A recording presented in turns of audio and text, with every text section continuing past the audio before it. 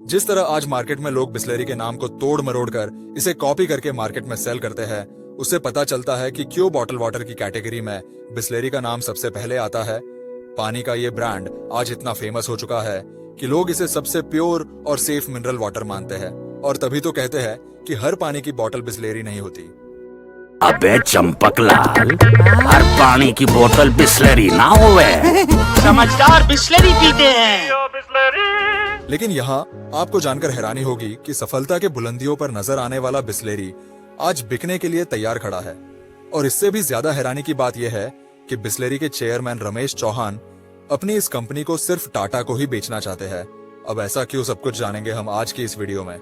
अब वो बिस्लेरी क्यों बिक रहा है, इसके बारे में जानने से पहले हमें इस कंपनी की वैल्यू और हिस्ट्री को जरूर जानना चाहिए कि आखिर ये कंपनी भारत आई कैसे और किस तरह इस विदेशी कंपनी ने पूरे भारत को पानी खरीद कर पीना सिखाया। तो दोस्तों, बिस्लेरी बेसिकली एक इटालियन कंपनी है जिसे 1965 में फेलिस बिस्लेरी ने स्टैब्लिश किया था।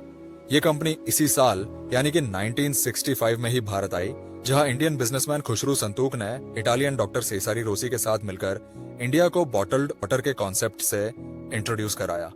उस समय उन्होंने बिस्लेरी का पहला प्लांट मुंबई के थाने में बनाया था। शुरुआत के उस दौर में बिस्लेरी ने मार्केट के अंदर अपने 2 प्रोडक्ट लॉन्च किए थे, जिसमें पहला था बिस्लेरी सोडा और दूसरा बिस्लेरी वाटर। तब बिस्लेरी के ये प्रोडक्ट सिर्फ बड़े बड़े होटल्स में ही मिलते थे, लेकिन बाद में धीरे धीरे इन्हें नॉर्मल मार्केट में भी उतारा गया। पर आम भारतीय लोगों को पानी खरीदकर पीना उस टाइम बेफिजूल खर्च लगता था। ऐसे में बहुत कोशिश करने के बाद भी कंपनी अपने प्रोडक्ट को सेल करने में नाकाम रही, और कुछ ही सालों में कंपनी की हालत इतनी खराब हो गई कि नुकसान से बचने के लिए खुशरू संतूक ने कंपनी को बेचने का फैसला कर लिया। इस तरह 1979 में पार्ले ग्रुप के चेयरमैन रमेश चौहान ने बिस्लेरी को 4 लाख रुपए में खरीदा, जो कि उस समय के $50,000 के बराबर हुआ करते थे। रमेश चौहान का मोटिव बिस्लेरी को एक सोडा ब्रांड के रूप में डेवलप करना था, और इसके लिए उन्होंने पूरे देश में बिस्लेरी के 5 स्टोर्स भी ओपन किए, जिसमें से एक कोलकाता में था और बाकी 4 मुंबई में। लेकिन 1977 में जब गवर्नमेंट पॉलिसीज की वजह से कोका कोला ने इंडियन मार्केट से एग्जिट लिया, तो इस मौके का फायदा उठाने के लिए रमेश चौहान ने बिस्लेरी के अंडर ही लिम्का, थम्स अप और गोल्ड स्पॉट जैसे soft drink brand Indian market में लॉन्च कर दिए। लेकिन 1991 में इकोनॉमिक लिबरलाइजेशन होने पर कोका कोला इंडियन मार्केट में वापस आ गई, और 1993 में उसने बिस्लेरी से उसके सारे सॉफ्ट ड्रिंक ब्रांड 400 करोड़ रुपए में खरीद लिए। अब इस डील में एक नॉन कॉम्पैक्ट क्लॉज भी शामिल था, जिसके अकॉर्डिंग बिस्लेरी अगले 15 साल कार्बोनेटेड ड्रिंक्स का बिजनेस नहीं कर सकती थी।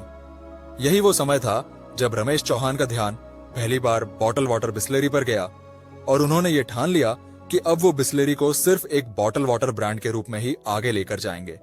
इसके बाद से रमेश चौहान ने बिस्लेरी का प्रमोशन कुछ ऐसा किया कि लोग इसे मार्केट में मिलने वाले सबसे प्योर एंड सेफ पानी के रूप में देखने लगे।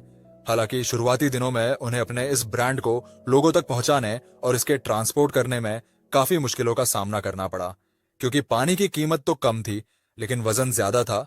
इसीलिए कोई भी ट्रांसपोर्टेशन कंपनी बिस्लेरी के ट्रांसपोर्टेशन के लिए आसानी से एग्री नहीं होती थी। लेकिन रमेश चौहान ने हार नहीं मानी और धीरे धीरे उन्होंने अपना खुद का ट्रांसपोर्टेशन शुरू कर दिया।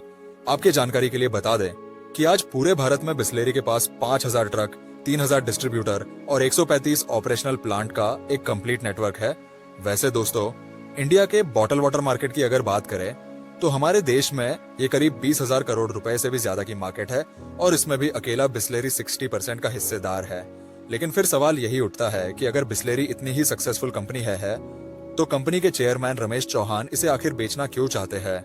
असल में दोस्तों, इकोनॉमिक्स टाइम्स की एक रिपोर्ट के अकॉर्डिंग रमेश चौहान अब 82 साल के हो चुके हैं, और पिछले कुछ सालों से उनकी हेल्थ भी कुछ खास ठीक नहीं रहती, जिसके चलते अब आगे वो अपने बिजनेस को टाइम नहीं दे पा रहे हैं।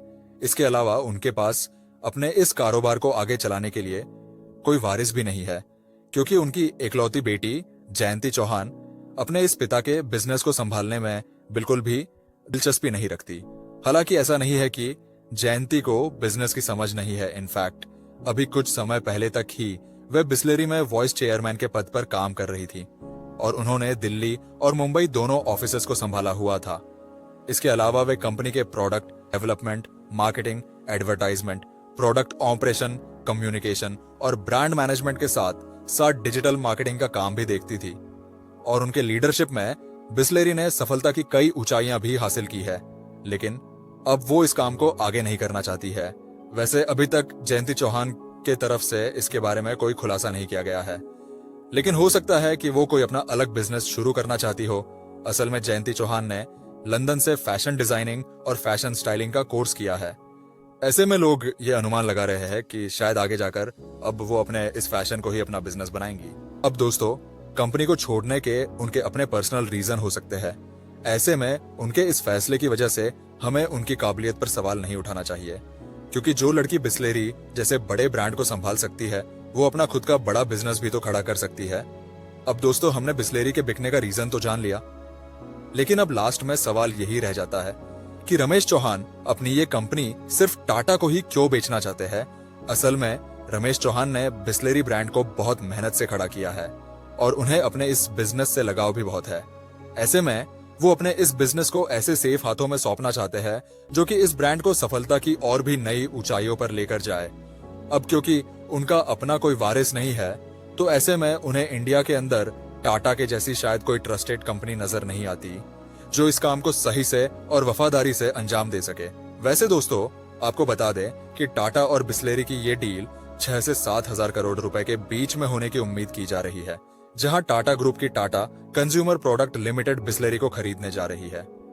वैसे कुछ सोर्सेज की माने तो रिलायंस रिटेल, नेस्ले और डैनन जैसी फेमस कंपनीज भी पहले बिस्लेरी को खरीदने का ऑफर दे चुकी है, लेकिन रमेश चौहान ने इन सभी डील्स को एक्सेप्ट नहीं किया। जो भी हो, लेकिन ये बात सच है कि अगर टाटा ग्रुप बिस्लेरी को खरीद लेती है तो इसके बाद से टाटा वाटर बॉटल इंडस्ट्री में भी सबसे बड़ा प्लेयर बन जाएगा। इनफैक्ट ये बात जब न्यूज में आई थी ना, तब से टाटा कंज्यूमर शेयर्स में भी 3% का उछाल देखा गया है। 1969 में जो कंपनी सिर्फ 4 लाख रुपए में खरीदी थी, आज उसकी कीमत 7,000 करोड़ रुपए से भी ज्यादा है और बिस्लेरी की सक्सेस का पूरा क्रेडिट रमेश चौहान को ही जाता है। और उनके इस कंपनी के बेचने के पीछे चाहे जो भी वजह हो, लेकिन इंडिया में वाटर बॉटल इंडस्ट्री को लाने के लिए उनको हमेशा याद किया जाएगा। लेकिन अब देखना यह भी है कि टाटा ग्रुप इस ब्रांड बिस्लेरी को कितनी ऊंचाई तक लेकर जाती है।